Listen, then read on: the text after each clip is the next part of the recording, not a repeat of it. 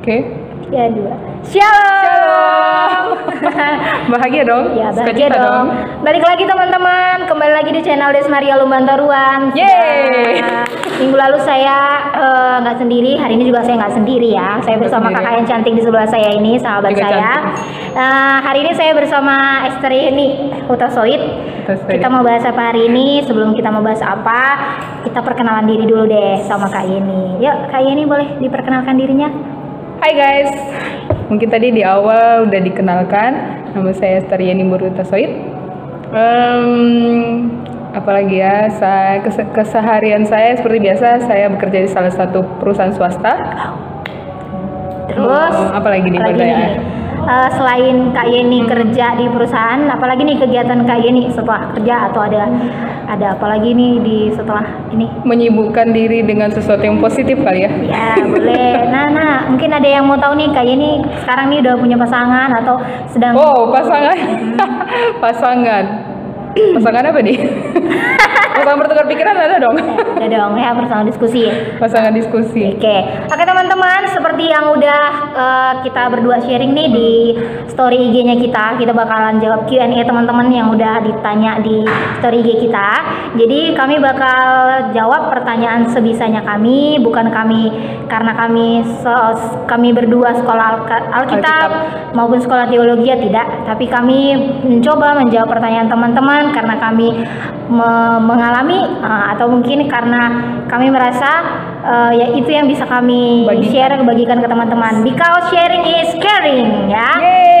Jadi topiknya kita kemarin yang udah kita kasih pertanyaan ke teman-teman itu bahwa kita mau bahas nih seputar apa sih yang teman-teman rasain, romansa kehidupan seperti apa di dalam pekerjaan, atau mungkin yang rindu sharing tentang pasangan hidup. Nanti kita mau coba bahas ke teman-teman, kita mau coba jawab pertanyaannya satu-satu gitu ya.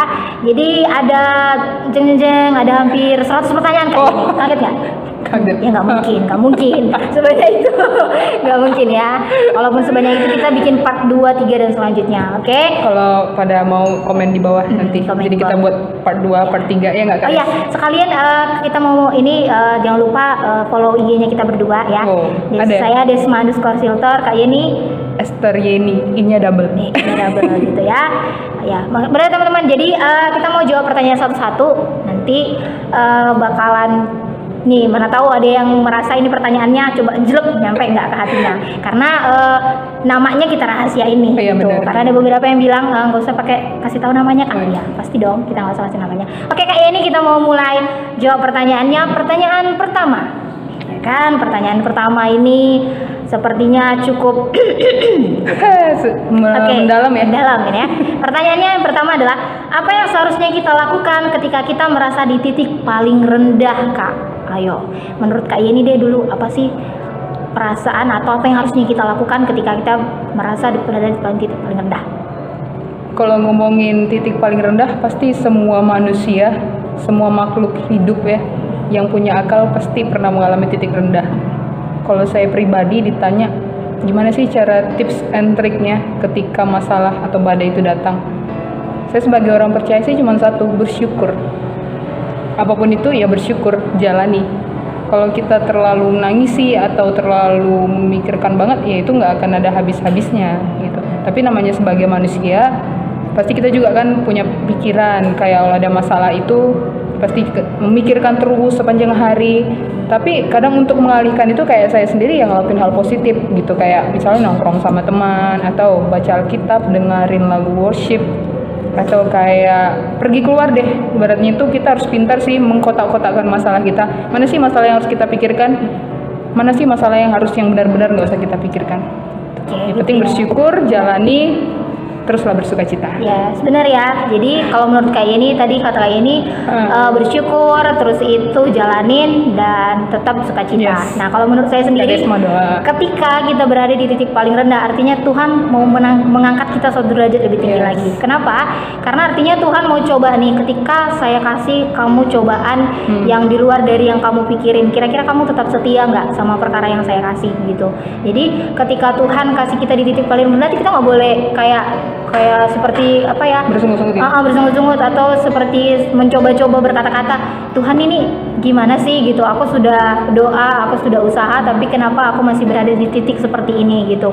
Tapi percayalah, ketika kita merasa di titik seperti itu atau berada di titik paling rendah, maka Tuhan akan mengangkat kita. Yes. Itu dia mau melakukan hal itu, karena pasti badai pasti berlalu, ya kan. Tuhan mau angkat kita, biar apapun cobaan yang boleh terjadi, percaya, itu kuncinya. Trust gitu, pasti Tuhan bakal angkat kamu jauh lebih tinggi dari titik yang kamu rasa rendah saat ini gitu. Kita ke pertanyaan kedua. Wah, bagus nih pertanyaannya Kak Yeni. Mungkin yang kedua ini pertanyaannya lebih bagus. Yes, benar banget. Bagus banget ya, kena banget ini. Bertanya tentang jodoh. Jadi pertanyaannya adalah tanda-tanda bahwa seseorang adalah jodoh yang diberikan Tuhan untuk kita apa sih, Kak? Oh my god. Coba deh dari Kak Desma dulu. Oke, tanda-tanda. Coba dari Kak Desma dulu. Apa tuh tanda-tandanya? Sejujurnya saya pun belum menemukan jodoh saya. Oke. Saya juga bingung kenapa dia tanya sama kita, karena kita belum menemukan yang terbaik dan yang tepat. Iya enggak, Des? Benar. Kita sedang menunggu, ya kan? Iya, benar. Waktunya Tuhan. Oke. Kalau dibilang tanda-tanda jodoh yang diberikan Tuhan untuk kita. Apa itu? Gini, ibaratnya kayak tanda-tanda gitu kan. Seperti udah ada nyala-nyala terang-terang. Oh, gimana itu? Gimana nyala-nyala terang-terang gitu Pakai kan? lampu gitu. Jadi dia datang ke teman-teman ini kan, dia mau coba benar-benar mau masuk ke kehidupannya teman-teman, tapi bukan berarti menguasai, istilahnya dia mau jelek masuk ke dalam kehidupannya untuk lebih dekat lagi tuh karena memang mengingini teman seutuhnya, maksudnya mengingini kamu seutuhnya. Tapi kenapa? Gimana? Maksudnya dia jodoh dari Tuhan, tapi dia mendekatkan kamu, terlebih dia mendekatkan Tuhan dulu, gitu. Maksudnya dia lebih dekat sama Tuhan dulu. Artinya panggilan dia untuk coba dekat sama kamu karena dia merasa ini. Ketika gini, saya kasih contohnya gini, misalnya. Gimana kalau misalnya waktu misalnya Yeni nih dekat sama seseorang lah, misalnya si X gitu kan, si X ini mencoba dekatin Yeni, terus ketika si X tidak misalnya nggak komunikasi tiap hari ini sama Yeni, gimana sih perasaan dia gitu? Apakah dia masih merasa ketika nanti suatu hari nanti Yeni benar-benar nggak komunikasi lagi, tapi dia fokus di panggilannya Tuhan, apakah memang masih merasa bahwa ini nih gitu, apa gimana ya, maksudnya kayak ketika dia mau coba mendekati Yeni tadi kan, tapi dia juga fokus sama panggilannya Tuhan. Jadi seandainya pun dia fokus pelayanan, tapi ketika nggak mikirin Yeni, tapi Yeni tetap kayak kayaknya ini nih yang dia cari gitu, tapi waktu dia nggak fokus ke Yeni, tiba-tiba Yeni datang aja gitu. Maksudnya ketika memang Yeni pun nggak berfokus sama si X tadi, dia nggak jadi langsung down gitu, langsung nggak kayak ngerasa bener nggak sih ini yang dikasih Tuhan. Kayak ketika si Yeni pergi, tapi cowok itu malah ngerasa down. Padahal sebenarnya karena sukacitanya kita melayani Tuhan tadi, dengan sendirinya yang kita dekatin pun akan melihat gitu kan. Oh iya bener, dia memang dekat ke saya bukan hanya karena mengingini secara fisiknya saya, bukan gitu, tapi karena memang panggilannya Tuhan. Ketika saya memang fokus pelayanan, ketika yang saya dekatin nggak ini ke saya merasa nggak apa-apa gitu, nggak langsung ngerasa bukan dia orangnya, enggak, tapi lebih kepada kayak kita mau perbaiki diri lagi gitu. Jadi walaupun sebenarnya dia nggak secara langsung nunjukin gitu, tapi kita nggak langsung kayak merasa kecewa gitu istilahnya, kayak ini nih gitu istilahnya gitu. Atau ada kayak ini gimana nih, berbelit kali ya kalimatku ya. Sebenarnya mungkin maksud Kak Desma yang penting ikutnya jalan Tuhan gitu, sambil kita melayani, ya pasti Tuhan tunjukkan lah kalau memang itu yang terbaik, ya nggak? Yes. Kalau dari aku sendiri tadi tanda-tandanya ya, udah kayak mau hujan gitu ya, ada tanda-tandanya nggak? Kalau dari aku sendiri tanda-tanda, kita memang nggak tahu sih jalannya Tuhan itu gimana. Bener yang kayak Kak Desma bilang tadi, kalau yang pernah aku lihat di namanya kayak YouTube tentang percintaan agama Kristen, tanda-tandanya sih yang kayak bilang tadi, yang pertama dia mengutamakan Tuhan dulu. Kalau dia udah cinta banget sama Tuhannya, dia tahu siapa penciptanya, dia tahu caranya bersyukur, bagaimana cara bertanggung jawab atas hidupnya, kita melihat kesehariannya gitu, ya tinggal kitanya gitu. Ibaratnya gini deh, sekarang aku makin terbuka, makin kesini sih, ibaratnya nggak harus selalu cowok nih yang ngejar-ngejar cewek. Tapi kalau memang ceweknya tertarik dengan kepribadian si cowok, kenapa nggak coba deketin juga? tapi dengan cara yang positif, bukan agresif gitu. Kalau memang tertarik sesuai dengan tipe kamu, kenapa nggak coba kenalan dulu, telusuri dulu kehidupannya gimana. Kalau kalian nyaman, sambil berdoa gitu, Tuhan kalau memang aku harus suka nih sama orang ini, kalau memang benar dia adalah orang yang tepat buat saya, yang Tuhan kasih, ya tambahkan rasa ini dan dekatkan kami dengan caramu. Nanti sambil kita mempelajari, memperdalam kehidupannya, kalau memang Tuhan kasih ya itu pasti akan timbul benih-benih itu, gitu. Benih-benih cinta loh. Jadi kayak ya udah, gue persiapkan diri gue dulu, bertanggung jawab atas hidup gue dulu, gue punya visi dan tujuan dulu, sambil gue melengkapi itu semua, sambil gue mempelajari itu semua, pasti gue bertemu orang yang tepat gitu. Tapi bukan menunggu ya, bukan hanya menunggu. Kebanyakan cewek gitu, udah kalau dia suka dia harus ngejar gue, enggak. Kalau cewek suka sama cowok yang kepribadian yang baik, deketin, kenalin. Itu tips baru yang gitu, gue tahu. benar. Jadi aku juga dulu gitu, sebagai cewek kayak gengsi jual mahal, sebenarnya enggak gitu.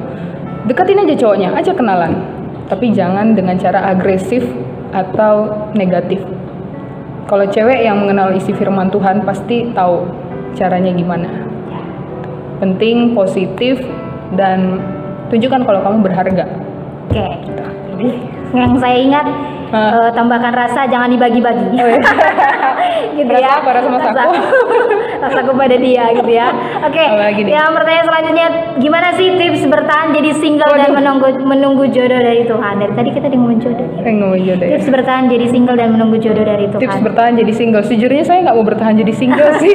Sorry ya guys. Siapa yang mau bertanya, saya nggak mau bertahan jadi single. Jadi menurut kalian ini gimana nih?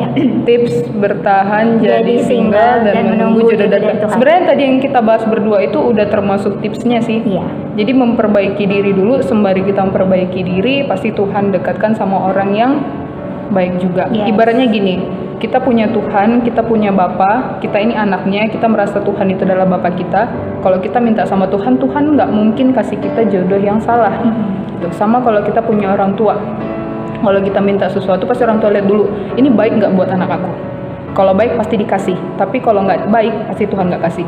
Tuh, kalau kamu mencintai seorang anak Tuhan, kamu harus jadi anak Tuhan dulu. Yes. Ya nggak? Sukai dulu orang tuanya. Kalau udah ambil hati orang tuanya, pasti anaknya dikasih. Iya. Gitu aja.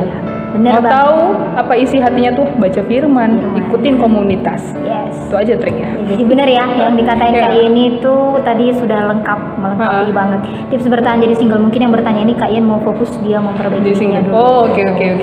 Kalau kita ini kan udah gitulah gitu. Ya nggak apa-apa, it's okay gitu. Kalau memang kita mau fokus single dulu, perbaiki diri itu, cintai diri kamu dulu. Bener. Jangan perbanyak insecure kayak ngelihat orang beda sedikit langsung merasa down, enggak.